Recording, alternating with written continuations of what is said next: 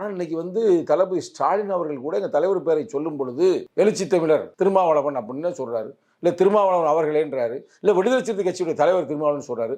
அவருக்கு இருக்கிற பக்குவம் ஏன் உனக்கு இல்லை அப்படின்னு ஒரு கேள்வி எனக்கு தோணுது. அதனால வந்து இந்த பேச்சுக்கு வந்து இதற்கு பிறகாவது மன்னிப்பு கேட்பார் என்று நாங்கள் நம்புகிறோம். ஓகே, இல்ல இதுல திமுக தலைமை இதுல அமைதியா இருக்கு. அதுல எப்படி நம்ம புரிஞ்சுக்கிறது இதை? இல்ல இப்போ அவங்க இதுல வேறு எந்த சமூகத்தை சேர்ந்த ஒரு அமைச்சர் வேற யாராவது பேசியிருந்தா அதனுடைய விளைவு எப்படி இருக்கும்?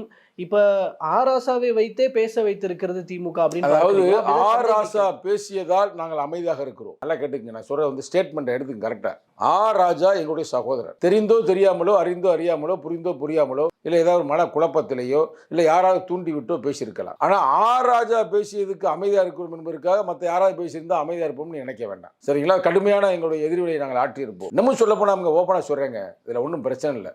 தமிழுடைய வரலாறு தெரியும், நீ யார் என்ன எந்த பேக்கில் கேள்வி கேட்குறேன்னு தெரியும், ஒன்றும் பிரச்சனை இல்லை. நான் ஓப்பனாகவே சொல்கிறேன் உங்கள்கிட்ட. பெரம்பலூர்லாம் ஒரு இடத்துல வந்து ஜெயிக்க முடியாதுங்க, விடுதலை சிறுத்தை இல்லாட்டினா அவரே ஜெயிக்க முடியாது. பெரம்பலூர்லாம் விடுதலை சிறுத்தையுடைய கோட்டை.